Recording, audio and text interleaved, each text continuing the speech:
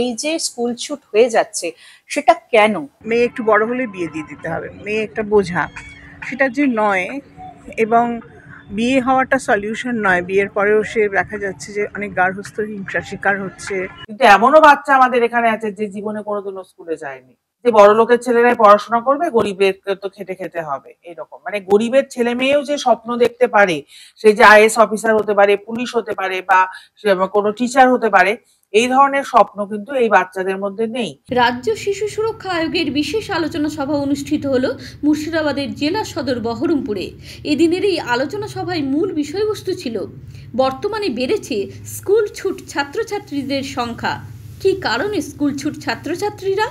বাল্যবিবাহ নাকি আর্থিক অনটন, নাকি এখনো সচেতন নয় নাগরিকরা? আজকে West Bengal child rights commission থেকে এখানে এসেছেন মুর্শিদাবাদ জেলায়। এখানে একটা ডিস্ট্রিক্ট লেভেল কনভার্জেন্স মিটিং করা হয়েছে, যেখানে বিভিন্ন স্কুল, বিভিন্ন এনজিও এবং আপনার বিভিন্ন হোম থেকে এবং ডিস্ট্রিক্ট লেভেল চাইল্ড প্রোটেকশন যারা আছেন তারা প্রত্যেকেই এসছেন। আজকে আমাদের ওই প্রোগ্রামের মূল উদ্দেশ্যই হচ্ছে যে দেখা যায় যে আমাদের মুর্শিদাবাদে প্রচুর ড্রপ আউট হচ্ছে স্কুলে। তো সেই ড্রপ আউট আমরা কিভাবে কমাতে পারি, এবং এই আজকের আলোচনায় এটাই উঠে এসেছে যে কিভাবে আমরা কি পন্থা অবলম্বন করলে আমরা এই ড্রপ আউটটাকে রিডিউস করতে পারবো, এই নিয়েই আজকের আলোচনা। কোভিড পরিস্থিতির পর থেকেই মুর্শিদাবাদের একাধিক প্রত্যন্ত এলাকায় বেড়েছে স্কুল ছুট ছাত্রছাত্রীদের সংখ্যা। এই মুহূর্তে কিছুটা হলেও নিয়ন্ত্রণে আনা গেছে। এদিন বহরমপুর জেলা পরিষদের হিজল অডিটোরিয়ামে বিশেষ আলোচনা সভা অনুষ্ঠিত হলো। নমস্কার, আমি Soma Bhowmik, chairperson, child welfare committee Murshidabad. আজকে আমাদের যে কনসালটেশন প্রোগ্রামটা হচ্ছে, সেটা হচ্ছে মূলত স্কুল ড্রপ আউট, এবং এই স্কুল ড্রপ আউটকে ম্যানেজ করে আমরা কিভাবে বাল্যবিবাহ প্রতিরোধ করতে পারি, নারী পাচার, শিশু পাচার, চাইল্ড লেবার, এগুলোর যে সামাজিক যে সমস্যাগুলো আমাদের রয়েছে সেগুলোকে আমরা বন্ধ করতে পারি। তো এই প্রোগ্রামটার আয়োজক হচ্ছে সুপ্রভা পঞ্চশীলা মহিলা উদ্যোগ সমিতি এবং মুর্শিদাবাদ জেলা প্রশাসন, তার সাথে West Bengal child rights commission. এখানে প্যানেল ডিসকাশনে এখানে আমাদের এটাই ধরার চেষ্টা করা হয়েছে যে আমরা কিভাবে মানে স্কুল ড্রপ আউট ম্যানেজমেন্ট করতে পারি। এবং আমরা দেখছি মানুষ যখন পাচার হয়ে যাচ্ছে, কোনো শিশু যখন চাইল্ড লেবার হয়ে যাচ্ছে, তখন তাকে আমরা যখন অ্যানালিসিস করি, তাকে নিয়ে যখন আমরা কাজ করা শুরু করি, তখনই দেখতে পাই যে তার সাথে কিন্তু ড্রপ আউটের একটা মানে কি বলবো যোগাযোগ রয়েছে। মানে তার স্কুলে নাম আছে কিন্তু সে কিন্তু স্কুল যায় না, ড্রপ আউট, কাজে চলে যায়, এইগুলো।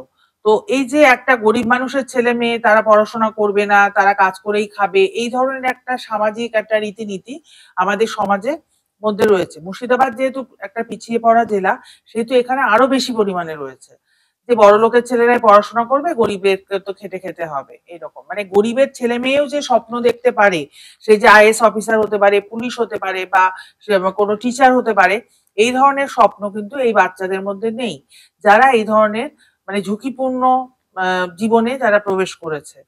তো আমাদের হচ্ছে এই জায়গাটার মাধ্যমেই আমরা আজকে স্টেক হোল্ডারদের মূলত আজকে আমরা ডেকেছি, তাদের আমরা ওপিনিয়ন নেব।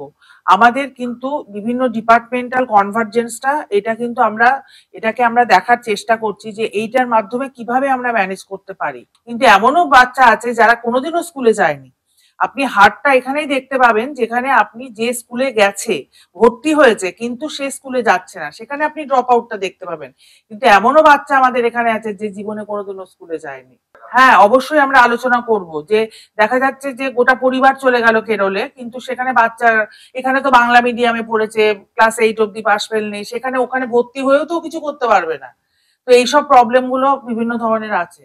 তো সেইখানে শুধুমাত্র সে হয়তো ইনকামটা করবে, তার বাবা মা হয়তো বাড়িতে টিভি, ফ্রিজ এগুলো কিনবে, মোটরসাইকেল, কিন্তু বাচ্চার যে মানে সার্বিক উন্নতি, একটা বাচ্চার যে দেশ গড়ার কাজে অংশগ্রহণ করবে, সেটা কিন্তু সে করতে পারবে না, তার কারণ তার এডুকেশন নেই। তো সেই জন্য সে কিন্তু ওই জেনারেশন ওয়াইজ কিন্তু তাকে লেবার খেটে কিন্তু খেতে হবে। তো এই ধরনের যে সমস্যাগুলো আছে, এইগুলো নিয়ে আমরা কিন্তু আলোচনা করব।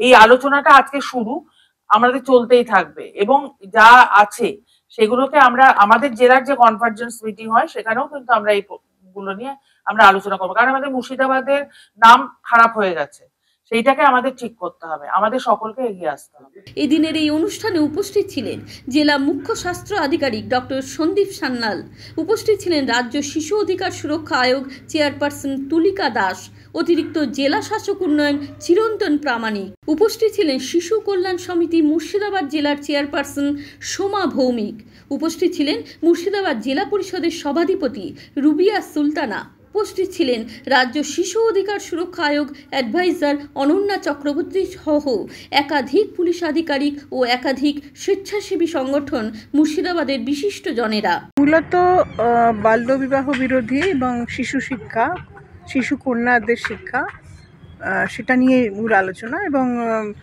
যে ড্রপ আউটস অনেক হচ্ছে, কেন হচ্ছে, সেটা কিভাবে আটকানো যায়, এবং এটা চিন্তাজনক বিষয়। এত প্রকল্প রয়েছে, এত সরকারি সাহায্য এবং উৎসাহ দেওয়া হচ্ছে, তা সত্ত্বেও কেন মেয়েরা ড্রপ আউট হচ্ছে। এবং একটা কথাই আছে যে যে বাচ্চা স্কুলে পড়ে না সে বাচ্চা নয় শিশু শ্রমিক হয় অথবা তার বাল্যবিবাহ হয়ে যায়।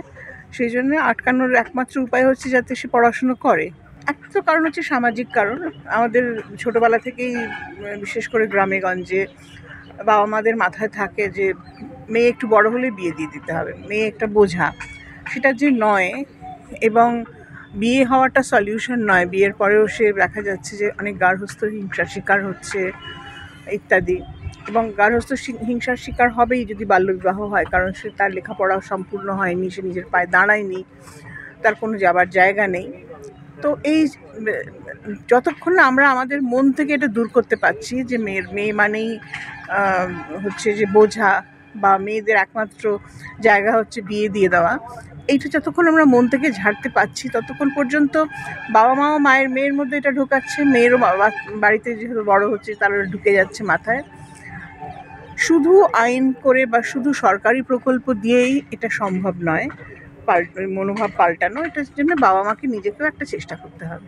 আমরা West Bengal commission for protection of child rights, Paschimbanga শিশু অধিকার সুরক্ষা আয়োগ, district administration, Murshidabad district administration এবং এখানকার একটি non governmental organisation Suprabha Panchashila Mahila Udyog সমিতি, এই আমাদের যৌথ উদ্যোগে আজকের আলোচনা স্কুল ছুট শিশুদের সম্পর্কে। আমরা কিছু পথ বের করতে চাইছি, কিছু উপায় বের করতে চাইছি, যেখানে আমরা শিশুদের পড়াশোনার যে চালিয়ে যাওয়ার যে ব্যাপারটা, ধরুন 18 বছর 20 বছর পর্যন্ত যতক্ষণ না পড়াশোনাটা তাদেরকে জীবনে একটা জায়গায় প্রতিষ্ঠিত হতে সাহায্য করবে, সেই পর্যন্ত যাতে পড়াশোনাটা তারা চালাতে পারে। এবং এই যে স্কুল ছুট হয়ে যাচ্ছে সেটা কেন, সেই কারণগুলো নিয়ে পর্যালোচনা, এবং সেই কারণগুলো